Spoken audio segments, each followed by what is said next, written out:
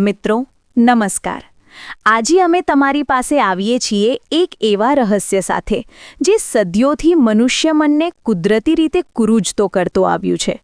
શું આપણું ભાગ્ય પહેલેથી જ લખાયેલું હોય છે? જ્યારે આપણે જીવનમાં સફળતા, અસફળતા, આનંદ કે દુઃખનો સામનો કરીએ છીએ તો શું તે બધું પૂર્વનિર્ધારિત છે કે પછી આપણા કર્મો, આપણી મહેનત અને સારા વિચારો દ્વારા આપણે તેને બદલી શકીએ છીએ?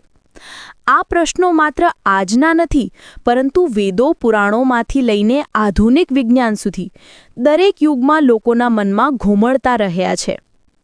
આજની આ વિડીયોમાં અમે ગરુડ પુરાણના આ ગહન રહસ્યને ખોલીશું। ગરુડ પુરાણ, જે ભગવાન વિષ્ણુએ પોતાના વાહન ગરુડને સમજાવ્યું હતું, તેમાં જીવન, મૃત્યુ, કર્મ અને ભાગ્યના સૌથી વધુ વિગતવાર વર્ણન છે। ભગવાન શ્રી કૃષ્ણ પોતાના ભગવદ્ ગીતામાં કહે છે કે કર્મણ્યેવાધિકારસ્તે મા ફલેષુ કદાચન, એટલે કે કર્મ કરો પરંતુ ફળની આશા ના કરો। પરંતુ શું કર્મ ભાગ્યને બદલી શકે છે? આ વિડીયોમાં અમે એ જ વાતને વધુ ઊંડાણથી સમજાવીશું, એક પ્રાચીન કથા દ્વારા, જે ભગવાન શ્રી કૃષ્ણે દેવર્ષિ નારદને સંભળાવી હતી। આ કથા તમારા જીવનને નવી દિશા આપશે અને તમારા અંદરના લોભ, ક્રોધ, મોહ અને દુઃખને દૂર કરશે। તો વિડીયોને છેલ્લે સુધી જુઓ અને જો તમને આગળ વધવું હોય તો બેલ આઇકોન દબાવજો। ચાલો શરૂ કરીએ। મિત્રો, પહેલા એક મહત્વની વાત યાદ રાખો। ભગવાન શ્રી કૃષ્ણ કહે છે કે ગરુડ પુરાણ જેવા ધર્મગ્રંથોની વાતો ક્યારેય અડધી અધૂરી ન સાંભળવી જોઈએ, કારણ કે અડધું જ્ઞાન હંમેશા ઝેર જેવું હોય છે। તે મનને ભ્રમિત કરે છે અને જીવનને વધુ જટિલ બનાવે છે। આજે અમે આ વાતને સંપૂર્ણ રીતે સમજાવીશું, જેથી તમારા મનમાં કોઈ સંદેહ ના રહે। આ જ્ઞાન વાસ્તવમાં તમારા જીવનના તમામ દુઃખોનો અંત લાવી શકે છે, કારણ કે જ્યારે તમને ભાગ્ય અને કર્મનો સંબંધ સમજાય, ત્યારે તમે તમારા કર્મોને વધુ સાવચેતીથી કરશો। એક સમયની વાત છે જ્યારે દ્વારકા નગરી તેની સમૃદ્ધિ અને ભક્તિના ચરમસીમાએ પહોંચી ગઈ હતી। સમુદ્રના કાંઠે વસેલી આ શહેરમાં ભગવાન શ્રી કૃષ્ણ પોતાના દિવ્ય આસન પર બિરાજમાન હતા। તેમની આસપાસ સુગંધિત ધૂપ-દીપની આરતી થઈ રહી હતી અને વાયુમાં ભગવાનના દિવ્ય ગુણોની મહેક ફેલાઈ હતી। ત્યારે આકાશમાંથી એક દિવ્ય પ્રકાશ ફૂટ્યો અને દેવર્ષિ નારદજી પોતાના વીણા લઈને પ્રગટ થયા। તેમણે ભગવાનને પ્રણામ કર્યું અને તેમના ચરણોમાં વીણા વગાડીને ભક્તિનું ગાન ગાયું। નારદજીના મુખમાં એક ગંભીરતા હતી। તેમણે કહ્યું, હે પ્રભુ, તમે ત્રિકાળદર્શી છો। ભૂત, વર્તમાન અને ભવિષ્ય તમારા માટે એક જ છે। હું તમારા ચરણોમાં વિશ્વના તમામ રહસ્યો સાંભળવા આવ્યો છું। મેં સાંભળ્યું છે કે જે પણ જીવ જન્મ લે છે તેનું ભાગ્ય શું પહેલેથી જ લખાયેલું હોય છે? મનુષ્ય સાથે જે કંઈ ઘટનાઓ ઘટે છે, સફળતા, અસફળતા, આનંદ કે દુઃખનો સામનો કરીએ છીએ, તો શું તે બધું પૂર્વનિર્ધારિત છે કે પછી આપણા કર્મો, આપણી મહેનત અને સારા વિચારો દ્વારા આપણે તેને બદલી શકીએ છીએ? આ પ્રશ્નો માત્ર આજના નથી, પરંતુ વેદો પુરાણોમાંથી લઈને આધુનિક વિજ્ઞાન સુધી દરેક યુગમાં લોકોના મનમાં ઘૂમડતા રહ્યા છે। આજની આ વિડીયોમાં અમે ગરુડ પુરાણના આ ગહન રહસ્યને ખોલીશું। ગરુડ પુરાણ, જે ભગવાન વિષ્ણુએ પોતાના વાહન ગરુડને સમજાવ્યું હતું, તેમાં જીવન, મૃત્યુ, કર્મ અને ભાગ્યના સૌથી વધુ વિગતવાર વર્ણન છે। ભગવાન શ્રી કૃષ્ણ પોતાના ભગવદ્ ગીતામાં કહે છે કે કર્મણ્યેવાધિકારસ્તે મા ફલેષુ કદાચન, એટલે કે કર્મ કરો પરંતુ ફળની આશા ના કરો। પરંતુ શું કર્મ ભાગ્યને બદલી શકે છે? આ વિડીયોમાં અમે એ જ વાતને વધુ ઊંડાણથી સમજાવીશું, એક પ્રાચીન કથા દ્વારા, જે ભગવાન શ્રી કૃષ્ણે દેવર્ષિ નારદને સંભળાવી હતી। આ કથા તમારા જીવનને નવી દિશા આપશે અને તમારા અંદરના લોભ, ક્રોધ, મોહ અને દુઃખને દૂર કરશે। તો વિડીયોને છેલ્લે સુધી જુઓ અને જો તમને આગળ વધવું હોય તો બેલ આઇકોન દબાવજો। ચાલો શરૂ કરીએ। મિત્રો, પહેલા એક મહત્વની વાત યાદ રાખો। ભગવાન શ્રી કૃષ્ણ કહે છે કે ગરુડ પુરાણ જેવા ધર્મગ્રંથોની વાતો ક્યારેય અડધી અધૂરી ન સાંભળવી જોઈએ, કારણ કે અડધું જ્ઞાન હંમેશા ઝેર જેવું હોય છે. તે મનને ભ્રમિત કરે છે અને જીવનને વધુ જટિલ બનાવે છે. આજે અમે આ વાતને સંપૂર્ણ રીતે સમજાવીશું, જેથી તમારા મનમાં કોઈ સંદેહ ના રહે. આ જ્ઞાન વાસ્તવમાં તમારા જીવનના તમામ દુઃખોનો અંત લાવી શકે છે. કારણ કે જ્યારે તમને ભાગ્ય અને કર્મનો સંબંધ સમજાય, ત્યારે તમે તમારા કર્મોને વધુ સાવચેતીથી કરશો. એક સમયની વાત છે જ્યારે મગધપુરી નામનું એક વિશાળ અને અમીર રાજ્ય હતું. આ રાજ્યના જંગલો લીલા લીલા હતા, નદીઓ સોનાની જેમ વહેતી હતી અને પ્રજા સુખી, સમૃદ્ધ જીવન જીવતી હતી. તેના શાસક રાજા વીરધર એક ન્યાયી, ધાર્મિક અને કરુણામય રાજા હતા. તેઓ દરરોજ પ્રજાના કલ્યાણ માટે કાર્ય કરતા, ગરીબોને દાન આપતા અને ધર્મનું કઠોર પાલન કરતા. પરંતુ રાજા વીરધરના મનમાં એક દુઃખ હતું. તેમનું કોઈ સંતાન નહોતું. તેઓ વારસદાર વિના જીવનનો અર્થ નથી માનતા, કારણ કે એક રાજા વિના વારસદાર રાજ્યને અસુરક્ષા લાગે છે. એક દિવસ રાજા વીરધરે નિર્ણય કર્યો કે તેઓ ભગવાન શિવની તપસ્યા કરશે. તેઓ હિમાલયના કાંઠે ગયા, જ્યાં ઠંડી હવા વગતી હતી અને બર્ફીલા પર્વતો તેમની આસપાસ ઊભા હતા. તેમણે અઢળક યજ્ઞ કર્યા, હજારો વૈદિક મંત્રોનો જપ સાથે, દૂધ, દહીં અને ઘીના અભિષેક સાથે. તેમની તપસ્યા એટલી તીવ્ર હતી કે દેવતાઓ પણ વિસ્મયમાં પડી ગયા. અને આખરે ભગવાન શિવ પ્રસન્ન થઈને પ્રગટ થયા. તેમણે કહ્યું, હે વીરધર, તારી ભક્તિ અને તપસ્યાથી હું તૃપ્ત થયો છું. તને સંતાન પ્રાપ્તિનું વરદાન આપું છું. તારી રાણીને એક પુત્ર થશે, જે તારા રાજ્યને આગળ વધારશે. રાજા રાણી ખુશીથી નાચવા લાગ્યા.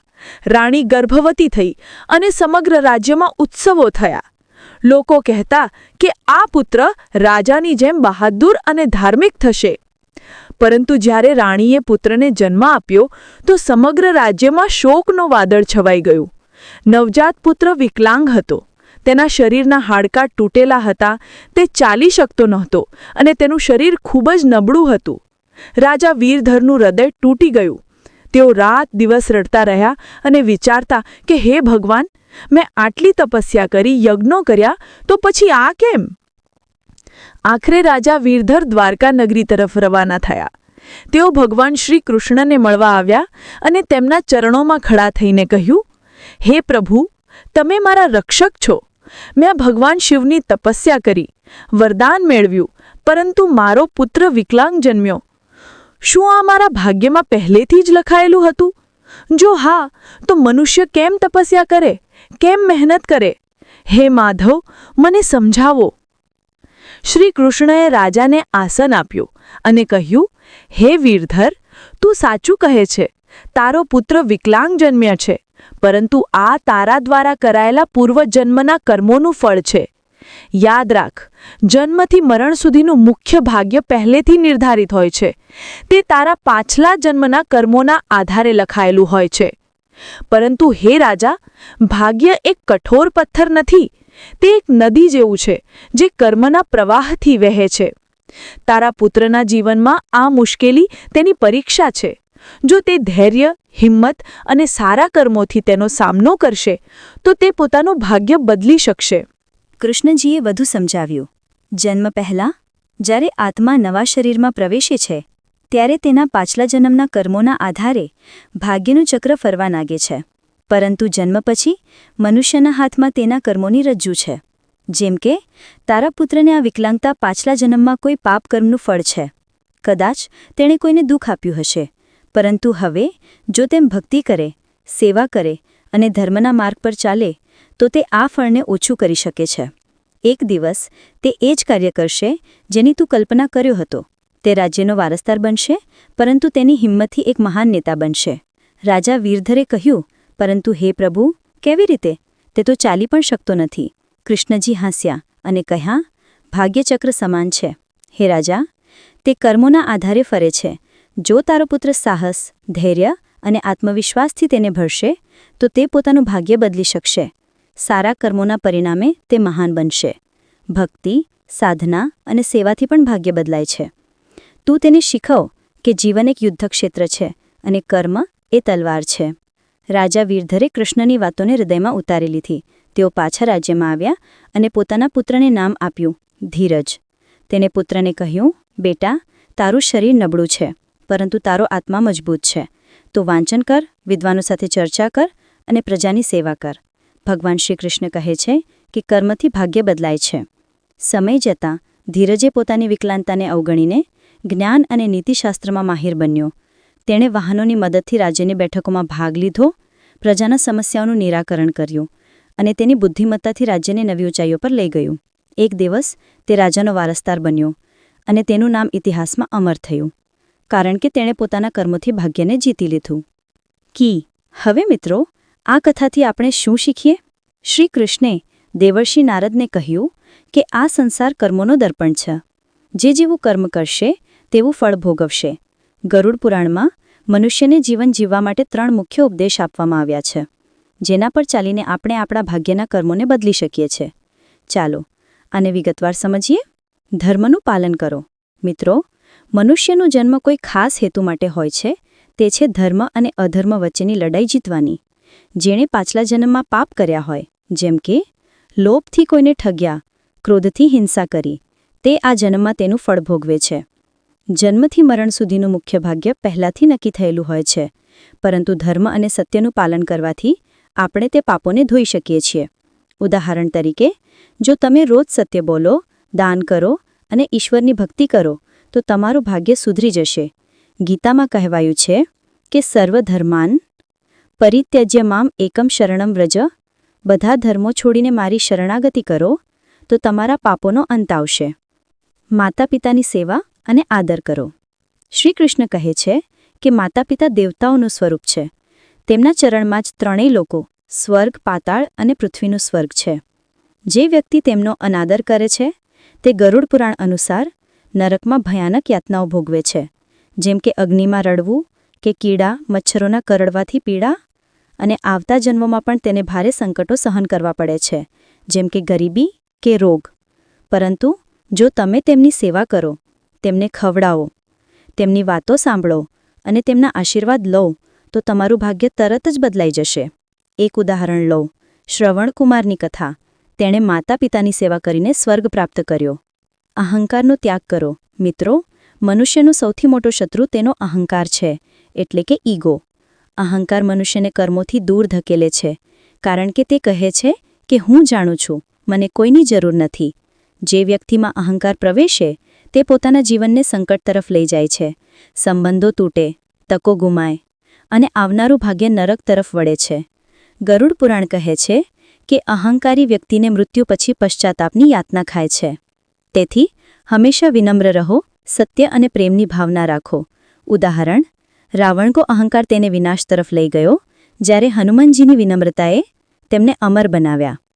મિત્રો, આ 3 ઉપદેશને અપનાવો અને તમે જોવો કે તમારું ભાગ્ય કેવી રીતે બદલાય છે. ગરુડ પુરાણ આપણને શીખવે છે કે જીવન એક ખેતર જેવું છે. જે બીજ વાવશો તેવું ફળ મળશે. જન્મ પહેલાં ભાગ્ય લખાયેલું હોય છે, પરંતુ જન્મ પછી કર્મોથી તેને બદલી શકાય છે. તો આજથી જ શરૂ કરો.